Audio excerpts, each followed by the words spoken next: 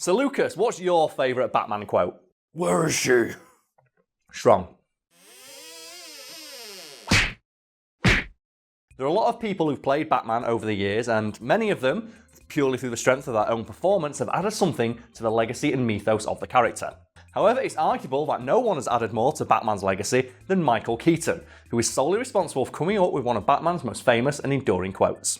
So I'm pretty sure I know what this quote is, Karl. So should we both say it together? On 3. So 1, 2, 3. I'm Batman. Yeah, it's so good. I'm Batman. So people might not know, because that's a really famous Batman quote. That comes from the 1989 Batman movie, and we'll discuss its its origins and how it came about in a moment. But it's so popular and so just intrinsically linked with the character of Batman now. To the point where it's even in the Christopher Nolan film. It is, yeah, they use it again. Yeah. I'm Batman. And even when it comes to things like parody, that's the attitude that Batman will usually have. Oh, always, yeah. I think, is it the How It Should Have Ended series? A series that ironically probably should have ended by now. The version of Batman in that just keeps saying, I'm Batman, all the time.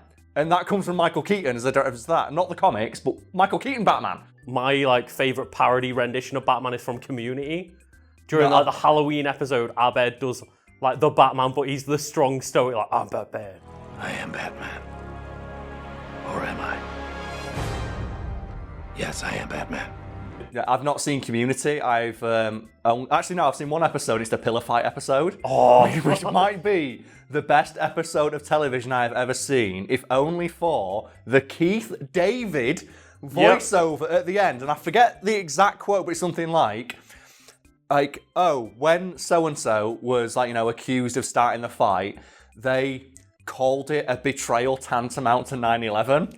They later confirmed that it was mostly true. And just something about that line being read by Keith fucking David just made me absolutely lose it in your front room. Almost as much as when the Pillow Man comes in. Just... What? I'd never seen that show before, and you put that episode on, just Pillow Man comes in. You're gonna die, you little bastards! He is part man, part pillow. It's the ultimate pillow fight weapon, Karl. It's the best. It's that's up there with that episode of Parks and Rec where they're having the water fight. And then Chris Pratt just sellotapes water balloons to himself and just hooks someone. I've never thought of that tactic. It's so strong. Kamikaze!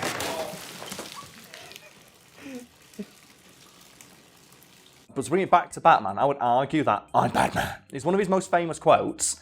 And as we discussed, it was something that was just came up with on the spot by Michael Keaton on the day of shooting. Oh, so it wasn't even in the script? No, it wasn't in the script at all, and it's not something from the comics. It's amazing to me that, Batman just never introduced himself before that. He's announced that he is Batman, but, in the context of, how Michael Keaton does it, he used it to scare a criminal. Because in that film, the guy he does it to is just a common criminal he's just kicked the shit out of.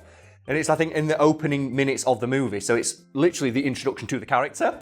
And he just comes up and like, what are you? Because obviously he's just seeing this giant rubber man come down from the sky. Just this giant sex toy beat him up. and he asks a very legitimate question of, what are you? To which Michael Keaton Batman responds, I'm Batman. I want you to tell all your friends about me. What are you? I'm Batman. And it's so fucking cool. And before we get onto that, I just want to mention that I really like that Michael Keaton Batman costume. Because it's the one with a big rubber cowl that he can't move in, and he has to turn like this. I love that part of it, but I can't tell of the actual outfit. The thing is, I like it because of that really crappy limitation. And presumably there'll be a clip in now of just how restricted that costume was. Because I think it's the famous bat turn he does. He turns like a puppet does. Yeah. Do you know when you have a puppet in a Punch and Judy show and it has to turn all the way around? Its entire body has to move around. And I think that restriction actually helps fight scenes because Michael Keaton couldn't move. Him dodging and beating up enemies looks effortless. Because he doesn't fucking move. He just stands there and goes, because obviously he can barely move, so he barely dodges the punches. So he just goes, but that makes him look so much more threatening as a character because you've got these people wildly swinging at him and Michael Keaton Batman's like, And that would scare the shit out of you. So you said it was Michael Keaton that actually came up with the line? Yes, Michael Keaton ad-libbed, "I'm Batman," because in the original script, the line was supposed to be, "I am the Knight." So the exchange was going to be, "What are you? I am the Knight." And obviously Knight has a dual meaning because obviously he is the Dark Knight and also beats people up in the dark. And sources are somewhat conflicted on the reason that Michael Keaton just said, "I'm Batman." Okay. And they range from he forgot his line and just said, "I'm Batman," because that's all that came into his head, or that he thought it sounded better or was more efficient or just suited the character more. But I kind of like the idea that he forgot. He just said, "What are you?" And he said, "I'm Batman." Just look down at his crest on his chest. And went, yeah, Batman. Yeah, I'm Batman. I'm definitely Batman. So that's like that one from Zoolander. The famous line in Zoolander where it's, "Why male models?" Oh, God. And the story goes that Ben Stiller forgot his line. So he just said, "Why male models?" again. And David Duchovny's response of, "Just, are you an idiot?" was completely genuine.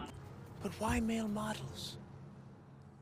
You serious? I just told you that a moment ago.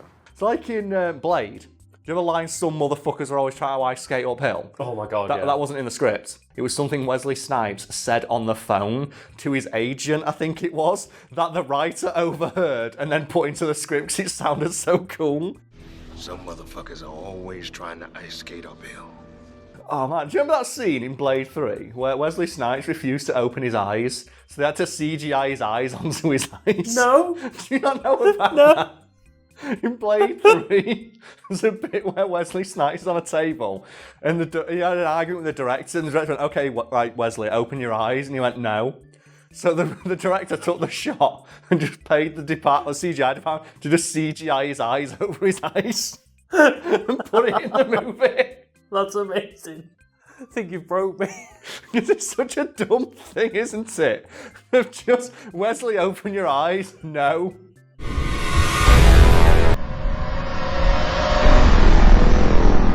Oh, God. We can bring it back to Batman.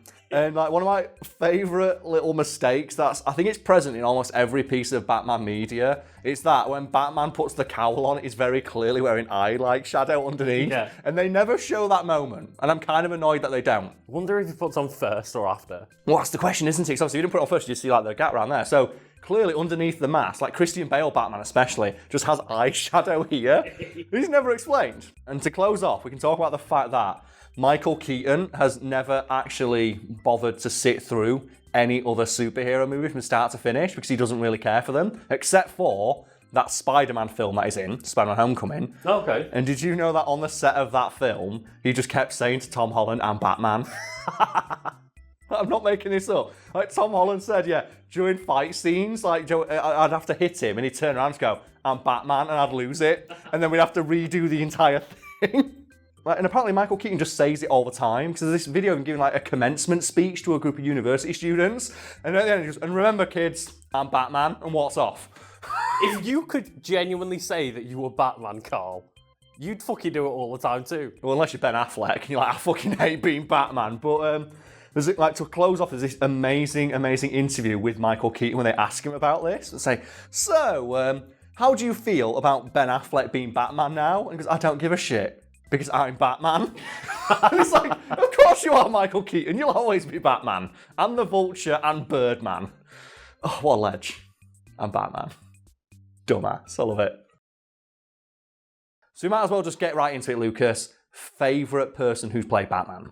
Right, There's only one answer. Yeah, who is Batman to you? Kevin Conroy. Of course, I knew you were going to say that. Yeah, Yeah, of course he is. Yeah, Kevin Conroy. And people don't know Kevin Conroy, he's the voice actor for Batman, I think in virtually every piece of animated media they've Yeah, put out. so from like the 90s Batman animated series, I think most animated renditions since, and the Batman Arkham games as well. Yes, he's in all of those. He's not in Arkham Origins, they got some different voice actors in it. And my favourite thing about like, Kevin Conroy is that they brought him back for Batman of the Future. Oh god, yeah. Yeah, that show is so good. That show... Like Batman Beyond. Yeah, Batman Beyond, I think it's called Batman Beyond and or Batman of the Future, depending on where you are. Oh, okay. It's one of those things where people remember it different. It's like a Mandela effect type deal. But yeah, Like, that show was so much better than it deserved to be, because not only did it transplant Batman into the future and then like completely disregard his entire rogues gallery and just introduce these new chuckle fucks. They all worked and they were all really cool. Yeah. And the fact they gave us a new Batman that I still thought was the cool Batman. Yeah, like Batman of the future. And they're redesigning the suit as well. The redesigned suit's super fucking cool. So cool. But I think if you ask most people, especially around our age, what their favourite alternate Batman suit is, it's got to be Batman Beyond. It's Batman, Terry fucking McGinnis, man. That guy's so fucking cool. Or very schway, to use like the line from the show. I take it then, Lucas, you are a fan of Batman Beyond? I am, yes. All right, so who's your favourite new villain they introduced in that show? Because they introduced a lot, and they're all really cool. I'm going to need a long time. Okay, well, I'm going to go for Ink, which is like the lady who's like a super criminal who breaks into places so she can turn into like this weird goo, or ink as they call it. And the reason I like that villain so much is because it does something I adore in super like hero-related media, which is interesting utilisation of powers. Like, I think in one episode, she like turned herself into gel, and then like flies into Batman's mouth, and it's like, oh my god, that's terrifying. And like turns herself into like a giant spider and like crawls around the side of a building. And then there's a great moment where, I think one of the films, where she attacks a random dude who rotates at 1,000 miles an hour and sends her into space. It turns out it's Superman. And it's just Superman's like, yeah, Superman's still about. He's got like the little bit, he's got the Mr. Fantastic grey on his hair. Oh, there. the Silver Fox line. But they do the thing where he goes and he meets like old man Batman and shakes his hand. And old man Batman says to Superman, oh, you've got an old Clark. And Superman, who's like still like ginormous and fucking the perfect like human being, just shakes Batman's hand and goes, you'll outlive us all, Bruce. It's like, he fucking will. But they have all those great moments in that show where old man Batman can still kick someone's ass. Yeah. Like they do that great bit where like Terry is in trouble. Well, literally the introduction of Terry, he gets chased by like the bikers, doesn't he? The Jokers. And then all of a sudden, like old man Batman just throws down the cane and beats the shit out of And then he has like the heart attack. You've got to have like the story-driven heart attack. But I love that because there's great moments like, oh no, Terry, Batman of the future, he's there, he needs help. And then just out of nowhere, just the giant pots and pans Batman robot comes in. So yeah, he gets me Batman one more time. So I think that's the final time in that suit. Like, it's canonically the last time he ever puts on the bat suit. It's like, What a way to go, Karl. Giant robot suit punching everyone to death.